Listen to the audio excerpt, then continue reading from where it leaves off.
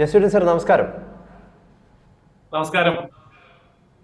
ശശി തരൂർ വിഷയം കെട്ടടങ്ങാതെ വീണ്ടും വീണ്ടും അങ്ങനെ തന്നെ പല പരാമർശങ്ങൾ പല നേതാക്കളുടെ പരാമർശങ്ങളുമായാണ് ഇതുമായി ബന്ധപ്പെട്ട് വരുന്നത്. ഇപ്പം അദ്ദേഹത്തിന് പിന്തുണയുമായിട്ട് രംഗത്തെത്തിയിരിക്കുന്നത് വെള്ളാപ്പള്ളി നടേശനാണ്. കോൺഗ്രസിൽ നിരവധി മുഖ്യമന്ത്രി സ്ഥാനാർത്ഥികളുണ്ടെന്നും അടുത്ത വർഷം ഒരു മുഖ്യമന്ത്രി കസേരയ്ക്ക് വേണ്ടിയിട്ടാണ് പല നേതാക്കളും ശ്രമിക്കുന്നത്. അതുകൊണ്ടാണ് ശശി തരൂരിൻ്റെ ഒരു നല്ല പരാമർശത്തെ അവർ ഒരു വല്ലാത്ത രീതിയിൽ എതിർക്കുന്നത് എന്നാണ് വെള്ളാപ്പള്ളി നടേശൻ ഇപ്പോൾ പറയുന്നത്. 2026 മുഖ്യമന്ത്രി പിണറായി വിജയൻ തന്നെ വീണ്ടും മുഖ്യമന്ത്രിയാകുമെന്നും വെള്ളാപ്പള്ളി നടേശൻ പറയുന്നുണ്ട്. എങ്ങനെയാണ് അങ്ങ് ഈ വിഷയത്തെ നോക്കിക്കാണുന്നത്? ശശി തരൂർ വിഷയവും ഒപ്പം തന്നെ വെള്ളാപ്പള്ളി നടേശൻ്റെ ഈ ഒരു പരാമർശവും. വെള്ളാപ്പള്ളി നടേശൻ ആക്ഷേപഹാസ്യത്തിന്റെ ആചാര്യനാണ്. അദ്ദേഹം എന്താണ് പറയുന്നത് എന്ന് പെട്ടെന്ന് നമുക്ക് പിടികിട്ടില്ല. അതിൽ ചില ലക്ഷ്യങ്ങളൊക്കെ ഉണ്ട്, ചില ഗൂഢലക്ഷ്യങ്ങൾ തീർച്ചയായിട്ടുമുണ്ട്. ഇപ്പൊ കോൺഗ്രസിനെ UDF-നെ സംബന്ധിച്ചിടത്തോളം മുഖ്യമന്ത്രി സ്ഥാനാർത്ഥികളുടെ ഒരു വലിയ ലിസ്റ്റ് തന്നെയുണ്ട്. അത് കോൺഗ്രസിനുള്ളിൽ മാത്രമല്ല, UDF-നുള്ളിൽ. അതായത് ഒരു മുസ്ലിം മുഖ്യമന്ത്രി ആയാൽ UDF-നെ എതിർക്കാൻ പറ്റില്ല.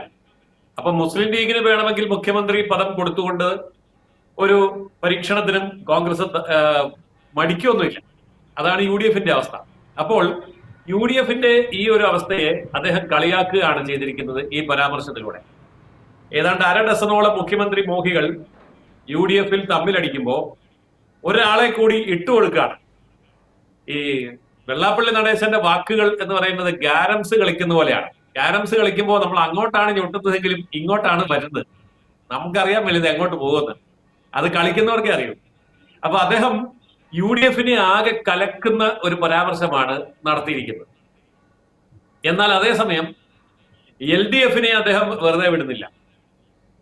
അപ്പോ ഇങ്ങനെ പോയാൽ മുഖ്യമന്ത്രിയായി പിണറായി വീണ്ടും വരും എന്ന് പറഞ്ഞാൽ നമ്മൾ ഓർക്കും പിണറായിയെ സഹായിക്കാനാണ് പറയുന്നത്.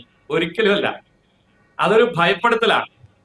ഇപ്പോൾ തന്നെ പൊറുതിമുട്ടിയിരിക്കുന്ന കേരള സമൂഹം വീണ്ടും പിണറായിയെ വരുത്താനാണോ ശ്രമിക്കുന്നത് എന്ന ചോദ്യം അദ്ദേഹത്തിന്റെ ആ ഒരു പരാമർശത്തിൽ വളരെ വ്യക്തമായി ഉണ്ട്. ചുരുക്കി പറഞ്ഞാൽ LDF-നും UDF-നും എതിരെ പ്രയോഗിച്ച ഇരുതല മൂർച്ചയുള്ള വാളാണ് വെള്ളാപ്പള്ളി നടേശന്റെ നാവ്. അത് കേരള രാഷ്ട്രീയത്തിന്റെ ഇപ്പോഴത്തെ ചിത്രത്തെയാണ് വരച്ചു കാണിക്കുന്നത്. അതിൽ അദ്ദേഹം ഉദ്ദേശിക്കുന്നത് എന്താണ് എന്ന് നമുക്ക് പെട്ടെന്ന് മനസ്സിലാവില്ല. അതാണ് അദ്ദേഹത്തിന്റെ പ്രസ്താവനയുടെ പ്രത്യേകത. ഏതായാലും ഇതിന് പിന്നാലെ ഉരുത്തിരിഞ്ഞു വരുന്ന രാഷ്ട്രീയ ആരോപണ പ്രത്യാരോപണങ്ങളും ചർച്ചകളും വരുമ്പോൾ മാത്രമേ അദ്ദേഹം ഉദ്ദേശിച്ചത് എന്താണെന്ന് നമുക്ക് പിടികിട്ടുകയുള്ളൂ. നിലവിലിപ്പം നമ്മുടെ LDF-ന് വലിയ രീതിയിലുള്ള ഒരു അനുകൂല തരംഗം കേരള രാഷ്ട്രീയത്തിൽ ഉണ്ട് എന്നാണ് പലരും വിലയിരുത്തുന്നത്. നേരത്തെ തന്നെ 2026 CPM തന്നെ അധികാരത്തിൽ വരും എന്ന വിലയിരുത്തലുകളും പല കോണുകളിൽ നിന്നും ഉയർന്നിട്ടുണ്ട്. അതിൻ്റെ ഒരു അടിസ്ഥാനത്തിലാണ് വെള്ളാപ്പള്ളിയുടെ ഈ ഒരു നിരീക്ഷണത്തെ നമ്മൾ കാണേണ്ടത്. അപ്പോൾ അങ്ങനെ നോക്കുകയാണെങ്കിൽ ഏതെങ്കിലും രീതിയിൽ ഇനിയിപ്പോൾ തദ്ദേശ സ്വയംഭരണ തെരഞ്ഞെടുപ്പുണ്ട്, അത് കഴിഞ്ഞിട്ടാണ് നിയമസഭാ തെരഞ്ഞെടുപ്പ്, എങ്കിലും ഏതെങ്കിലും രീതിയിൽ പിണറായി വിജയൻ ഒരു അനുകൂല തരംഗം നിലവിൽ കേരളത്തിലുണ്ടോ? അതായത് UDF വേണ്ട ഞങ്ങൾക്ക് എന്ന് കേരളത്തിലെ ജനങ്ങൾ ആഗ്രഹിക്കുന്നു. അതായത് വെള്ളാപ്പള്ളി നടേശന്റെ ഏറ്റവും വലിയ വോട്ട് ബാങ്ക് എന്ന് പറയുന്നത് ഈ അതിഥി തൊഴിലാളികളാണ്. ആരും അധികം ശ്രദ്ധിക്കാത്ത ഒരു വിഷയമാണിത്. ഇപ്പൊ UDF-ന്റെ ഏറ്റവും വലിയ വോട്ട് ബാങ്ക് മുസ്ലിം വോട്ട് ബാങ്കാണ്, മുസ്ലിം ലീഗിന്റെ അല്ലെങ്കിൽ തീവ്രവാദ സംഘടനകളുടെ വോട്ട് ബാങ്കാണ് എന്ന് പറയുന്നത് പോലെ ഈ ഇടതുപക്ഷത്തിന്റെ ഏറ്റവും വലിയ വോട്ട് ബാങ്ക് എന്ന് പറയുന്നത് ഇപ്പോൾ ഈഴവരല്ല. അത് വെള്ളാപ്പള്ളിക്കും അറിയാം. ഈഴവരേക്കാൾ കൂടുതൽ വോട്ട് ബംഗാളിൽ നിന്ന് കൊണ്ടുവന്നിട്ടുണ്ട്. അതായത് ബംഗ്ലാദേശികൾ, റോഹിംഗ്യർ അടക്കം ബംഗാളിലൂടെ കടന്ന് കേരളത്തിലേക്ക് വന്ന വോട്ട് ബാങ്കിൽ റേഷൻ കാർഡ് കൊടുത്ത്, ഐഡന്റിറ്റി കാർഡ് കൊടുത്ത് CPM അനുകൂലമാക്കി നിർത്തിയിരിക്കുന്ന ലക്ഷക്കണക്കിന് വോട്ടുകളുണ്ട്. ഇത് നമുക്കിപ്പോ കാണാൻ വയ്യ. ഇത് യഥാർത്ഥത്തിൽ കാണാൻ പോകുന്നത് അടുത്ത നിയമസഭാ ഇലക്ഷനിലാണ്. പഞ്ചായത്ത് ഇലക്ഷനിൽ പോലും ഇത് കൃത്യമായി ദൃശ്യമാകണം എന്നില്ല. പക്ഷേ ആ വോട്ട് ബാങ്ക് എന്ന് പറയുന്നത് കേരളത്തിന്റെ രാഷ്ട്രീയ ഭാവിയും അട്ടിമറിക്കാൻ കഴിയുന്ന വോട്ട് ബാങ്കാണ്. ഞാനിത് പറയാൻ കാരണം LDF-നും UDF-നും തമ്മിൽ ഭരണമാറ്റം നടക്കുന്നത് 0.5% വോട്ടിന്റെ അടിസ്ഥാനത്തിലാണ്. കേവലം 50,000 വോട്ട് അല്ലെങ്കിൽ 1,00,000 വോട്ട് എങ്ങോട്ടെങ്കിലും മറിഞ്ഞാൽ ഒരു മുന്നണിയാണ് തോൽക്കുക, അല്ലെ മറ്റൊരു മുന്നണിയാണ് ജയിക്കുക. ഇവിടെയാണ് 40 ലക്ഷം വരുന്ന അതിഥി തൊഴിലാളികളിൽ നല്ലൊരു വിഭാഗത്തെ വോട്ട് ബാങ്കാക്കി മാറ്റാൻ കഴിഞ്ഞ 10 വർഷത്തെ ഇടതുപക്ഷ ഭരണത്തിന് സാധിച്ചത്. അതുകൊണ്ട് ആ വോട്ട് ബാങ്ക് വെച്ചുകൊണ്ട് CPM കളിച്ചാൽ എന്നുള്ള ഒരു ആശങ്കയായിരിക്കും ഈ വെള്ളാപ്പള്ളിയുടെ പ്രസ്താവനയുടെ അകത്ത് കിടക്കുന്ന രഹസ്യം. തീർച്ചയായിട്ടും. ഈ ശശി തരൂർ വിവാദത്തിനെ കുറിച്ച് എന്താണ് അങ്ങയുടെ ഒരു അഭിപ്രായം? നമ്മൾ ഈ ഒരു വിഷയത്തിൽ മറ്റൊരു ചർച്ചയിൽ ഇരുന്നിട്ടില്ല എന്നാണ് തോന്നുന്നത്. നിരവധിയായിട്ടുള്ള കോൺഗ്രസ് നേതാക്കൾ തന്നെ, മുരളീധരൻ ആയിക്കോട്ടെ, MM ഹസൻ ആയിക്കോട്ടെ, AICC അടക്കം ശശി തരൂരിൻ്റെ ഒരു പരാമർശത്തെ, വിവാദ ലേഖനത്തെ ചൊല്ലി വലിയ രീതിയിൽ അദ്ദേഹത്തെ എറുത്തുകൊണ്ടിരിക്കുകയാണ്. അത്തരം ഒരു പരാമർശങ്ങൾ ഒരു ഉന്നത സ്ഥാനത്തിരിക്കുന്ന പ്രവർത്തക സമിതി അംഗമായിട്ടുള്ള ശശി തരൂർ നടത്താൻ പാടില്ല എന്നാണ് എല്ലാവരും പറയുന്നത്. അദ്ദേഹം രാഷ്ട്രീയപരമായിട്ട് ഏതെങ്കിലും രീതിയിലുള്ള ഒരു അവിവേകം ശശി തരൂർ കാണിച്ചിട്ടുണ്ടോ? അല്ല, ശശി തരൂര് സ്വന്തം അഭിപ്രായമുള്ള വ്യക്തിയാണ്. പലപ്പോഴും അദ്ദേഹത്തിന്റെ ശ്വാസം മുട്ടൽ നമുക്ക് അനുഭവിക്കാൻ കഴിയും. സത്യം എന്താണ് എന്ന് വ്യക്തമായിട്ട് അറിയാവുന്ന വിശ്വപൗരനായിട്ടുള്ള ശശി തരൂരിനെ സംബന്ധിച്ചിടത്തോളം കള്ളം നിരന്തരം പാർട്ടിക്ക് വേണ്ടി പറയുക എന്ന് പറയുന്നത് അസഹനീയമായ ഒരു മാനസികാവസ്ഥയാണ്. അപ്പോൾ അറിയാതെ പൊട്ടിത്തെറിച്ചു പറഞ്ഞു പോകുന്ന ചില സത്യങ്ങൾ ആണ് അദ്ദേഹത്തെ അനഭിമതനാക്കി മാറ്റുന്നത്. അതെന്ത് തന്നെയാണെങ്കിലും ഇപ്പോഴത്തെ അന്തരീക്ഷത്തിൽ ശശി തരൂർ BJPയിലേക്ക് പോകാനുള്ള ഒരുക്കമാണ് എന്ന നിലയിലുള്ള ചർച്ചകളും നടക്കുന്നുണ്ട്.